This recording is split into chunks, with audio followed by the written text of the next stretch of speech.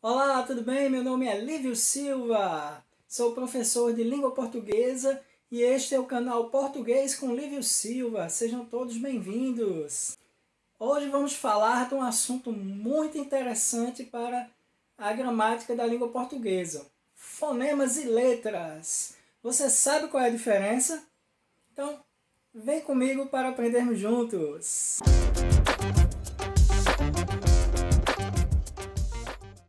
Então, acompanhando o slide, né?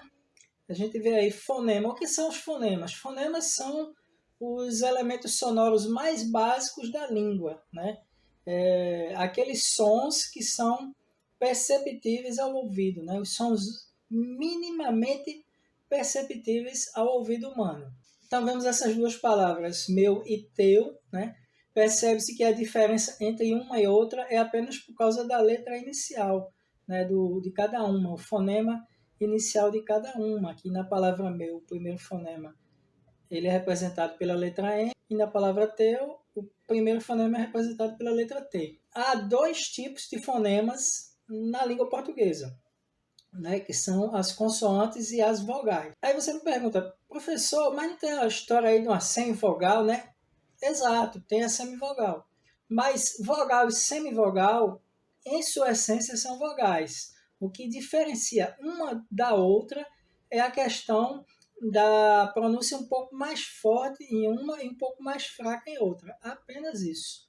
Mas são vogais. Então só existem esses dois tipos de fonema na língua portuguesa, né? E o que é letra? Letra é a representação gráfica do fonema. Então, a letra M, ela vai estar representando aí o fonema M, e a letra T, inicial aí da palavra teu, vai estar representando o fonema T, né? Dá esse som de T. Na questão da divisão entre letras e fonemas, né?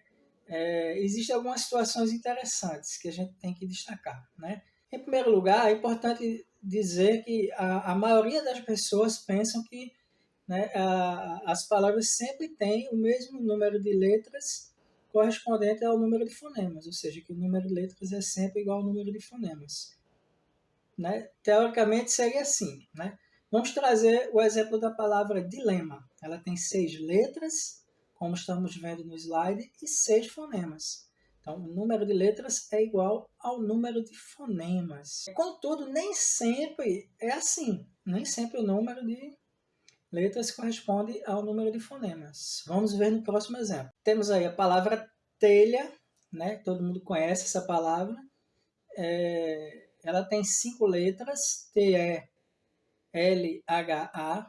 mas tem apenas 4 fonemas, né? Porque tem um grupo de letras aí, de 2 letras, o LH, que está representando apenas um único som. Então essa é a ocorrência do dígrafo, que a gente vai ver mais adiante. Vamos falar sobre ele aqui no canal, né? O dígrafo, que quer dizer o quê? 2 letras que representam um único som, um único fonema. Mas tem uma outra situação que é importante destacar também. Vamos ver agora?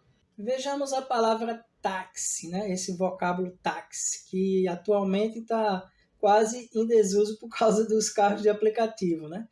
Ela tem 4 letras, né? Só que ela tem 5 fonemas, ou seja, tem mais fonemas do que letras. Então tem uma letra aí que está representando mais de um fonema, mais de um som, que no caso é a letra X, né? Ela está representando o som do C e S juntos, esse X, táxi.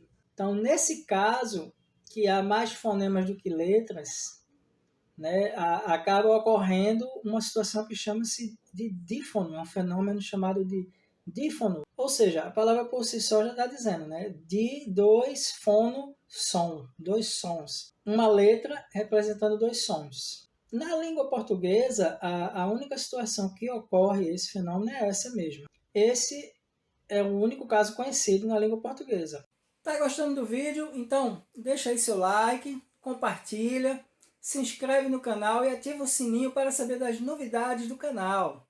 A letra é, portanto, um sinal gráfico usado para representar os sons da fala na escrita, mas fazemos uso de outros sinais, né, para auxiliar nessa atividade, que são as chamadas notações léxicas, né? Então, são sinais que auxiliam na representação dos sons da fala na escrita.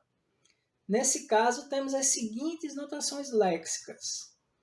Os acentos gráficos, né? A exemplo do acento agudo, que representa um som vocálico aberto. Um exemplo aí é a palavra avó, o O aberto, né? Ela é acentuada pelo acento agudo por causa desse som vocálico aberto.